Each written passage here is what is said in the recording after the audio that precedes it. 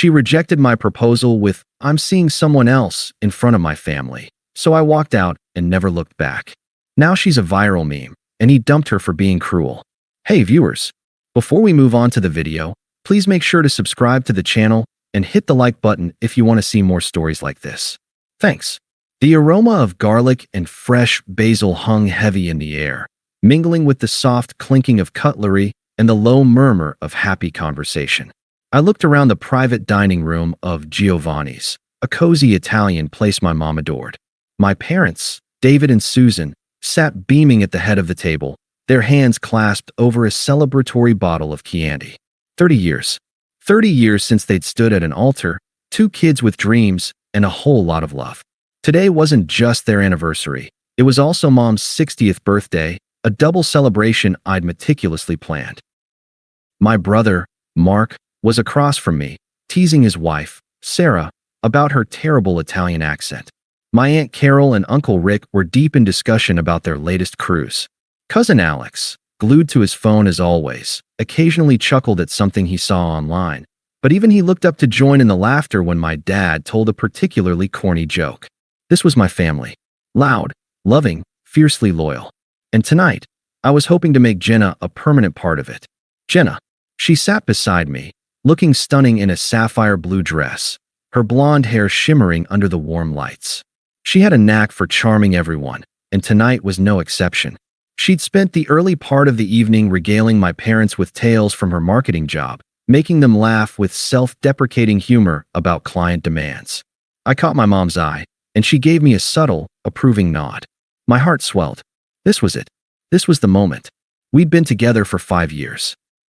5 years of first dates, shared apartments, quiet movie nights, and big dreams. I remembered the first time I brought her to meet my family. She'd been nervous, but within minutes, she had them wrapped around her finger, cracking jokes with my dad and discussing art with my mom. She just fit. Or so I thought. We'd talked about marriage, vaguely, a future that always included us. I'd put off proposing for a while, wanting to be completely sure, wanting the timing to be perfect. With Mom and Dad's milestone, tonight felt like fate. A new beginning, built on a bedrock of enduring love. In my pocket, nestled in a velvet box, was my grandmother's engagement ring. A simple gold band with a single, elegant diamond. It had been passed down through generations, a symbol of enduring love in my family. I imagined it on Jenna's finger, sparkling, a promise. My thumb traced the edge of the box, feeling the slight weight of it. My hands were already trembling, a mix of nerves and overwhelming excitement. This was going to be one of the best nights of our lives. My life. Our life. Dinner wound down, plates cleared, and dessert menus were offered. I caught Mark's eye. He knew what was coming. He gave me a quick, encouraging wink. It was now or never. I took a deep breath, trying to calm the frantic beating of my heart. I pushed back my chair, drawing everyone's attention. A hush fell over the table. My mom looked at me, her eyes filled with a mother's intuition. Jenna, however, seemed to barely notice, still scrolling idly on her phone beneath the table, her typical detached air. I cleared my throat, the sound ridiculously loud in the sudden silence. Everyone. I began, my voice a little shaky but firm. I just want to say a few words. Tonight is incredibly special. 30 years, Mom and Dad. That's an amazing legacy of love and commitment. And Mom, happy 60th.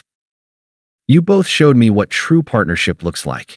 I looked at my parents, who were beaming, my mom already tearing up. Then I turned to Jenna, making eye contact. Her eyes were wide, suddenly aware of the spotlight. I saw a flicker of something in them.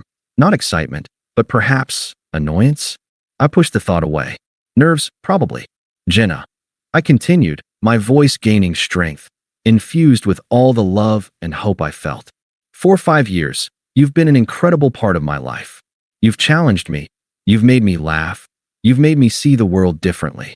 You've charmed my family and stood by me through thick and thin. You are my best friend, my confidant, and the woman I want to spend the rest of my life with.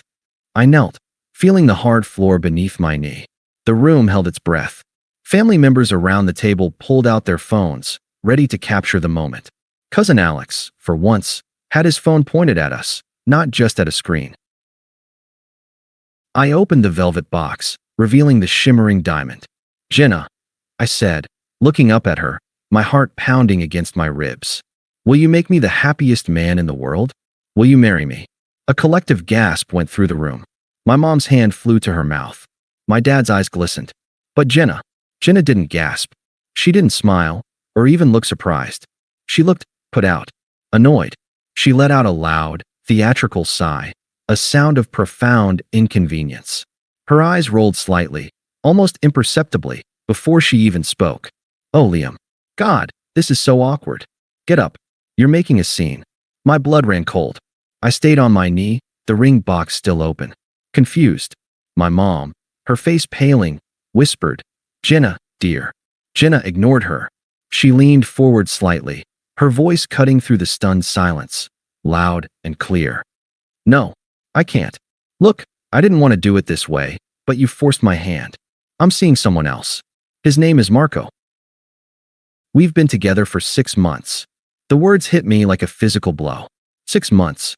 Half a year. While I was planning this night, while I was saving for her future, she was seeing someone else. 6 months of lies, of fake smiles, of pretending to care. My vision blurred. Around the table, forks clattered onto plates. The happy chatter was replaced by a collective, horrified silence. The beaming smiles on my family's faces froze, then shattered into expressions of shock and disgust. Cousin Alex, still holding his phone, had a look of pure, incandescent fury on his face. The only sound now was the furious pounding in my ears. The silence in the room was a physical thing, a heavy blanket that smothered all sound, all air. For a long second, I remained on one knee, the ring box still open in my hand, the diamond mocking me with its indifferent sparkle. My brain struggled to process the words, to fit them into any kind of reality I understood. I'm seeing someone else. Marco. 6 months. 6 months. The number echoed in the sudden, silent void of my mind. 6 months ago was April. I remembered April. I'd helped her file her taxes. I'd taken her to the mountains for a weekend getaway because she said she was creatively blocked. I'd held her when she cried after a fight with her boss. 6 months of my life, my love, my unwavering support, had been a lie. I wasn't her partner. I was her alibi. Her convenient, bill-paying fool. The initial shock, that white-hot flash of disbelief, receded, replaced by something colder and heavier. It was a strange, chilling clarity. Every late night she'd spent at the office, every time she'd angled her phone away from me, every vague answer and moment of emotional distance, it all snapped into focus. The puzzle I had been trying to solve for months was never missing a piece. It was a different puzzle altogether, and I hadn't even been allowed to see the box. I looked up at her. Jenna's face wasn't apologetic or sad. There was a flicker of something triumphant in her eyes, a smug little smirk playing on her lips. She had done it. She had dropped her bomb and was reveling in the destruction. She wanted a scene. She wanted drama. She wanted power. And in that instant, I knew I wouldn't give her any of it. My body moved before my mind fully caught up. I rose slowly, my joints feeling stiff and ancient. My gaze fell from her face to the ring in my hand. With a quiet, deliberate motion, I snapped the velvet box shut. The click was sharp and final, cutting through the thick silence like a gunshot. It was the sound of a door closing forever. I looked directly at her, my expression a blank mask. I didn't feel rage or the need to scream.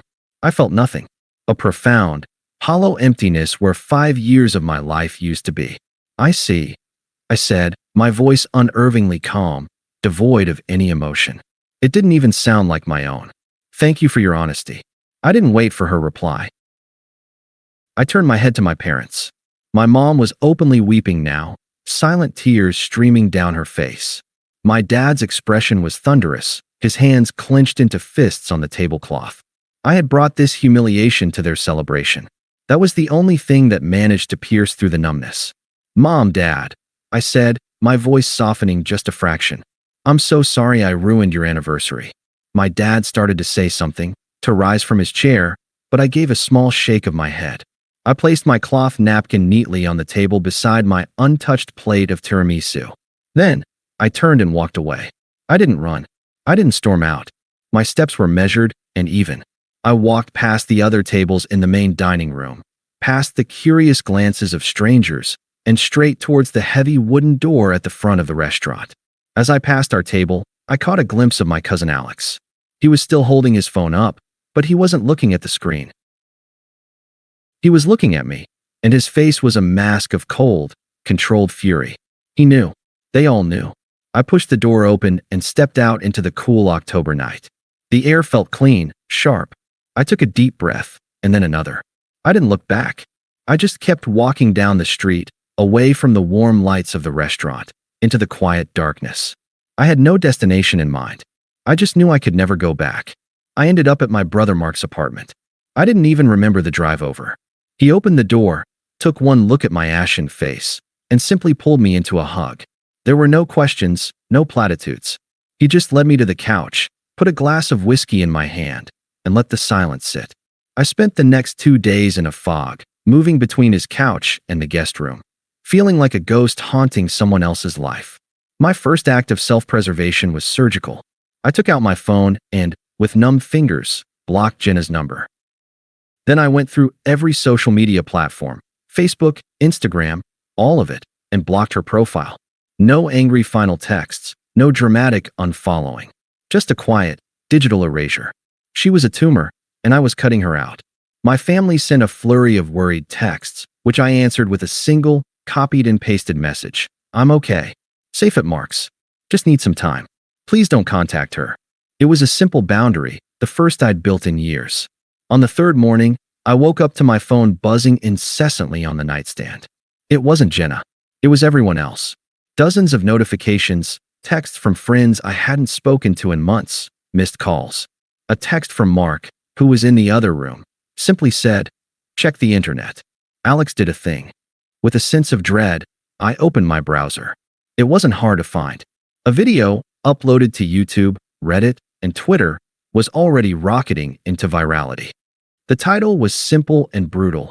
My cousin's girlfriend of 5 years rejects his proposal by revealing her affair in front of our family. Alex had edited it brilliantly.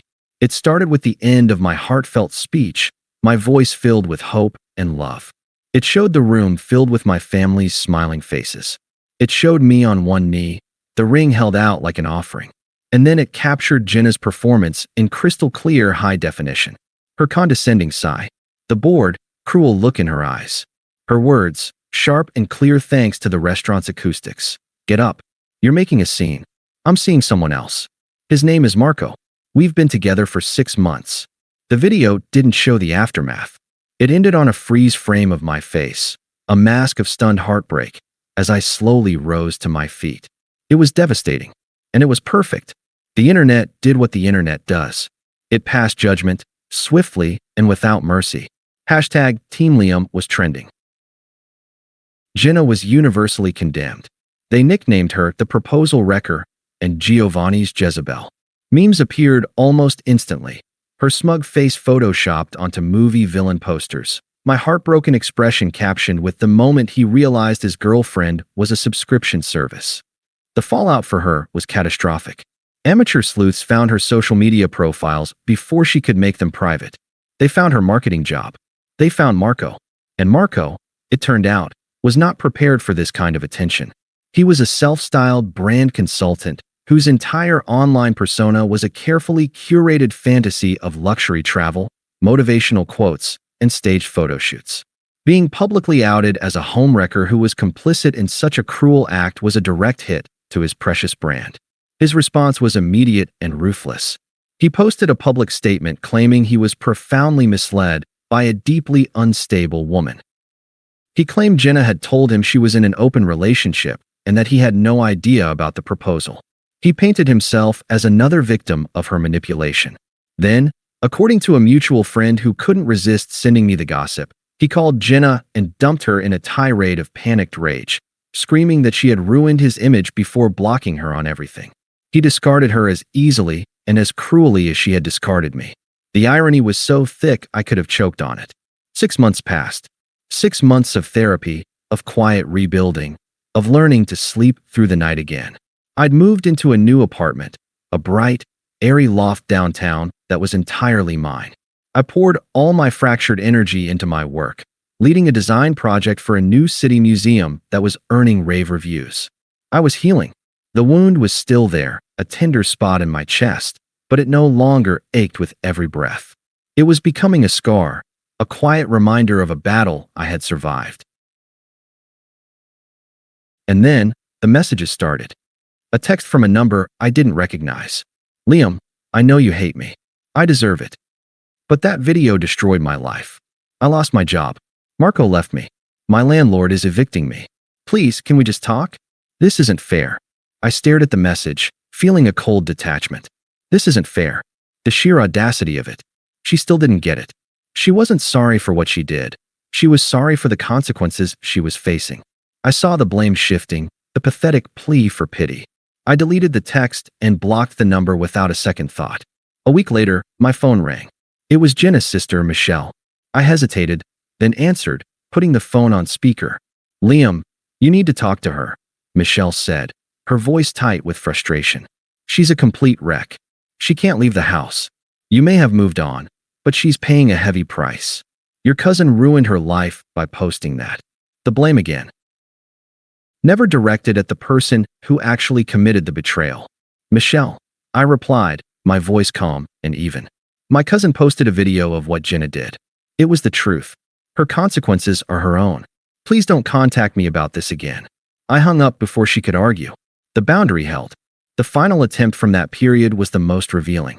It came a week after the call with her sister. I was leaving work when I saw a missed call from another unknown number, followed by a voicemail notification. I listened to it in my car. It was Jenna. The pleading victim was gone, replaced by a raw, snarling bitterness. Fine. Ignore me. Be a coward. Her voice shrieked, distorted by rage.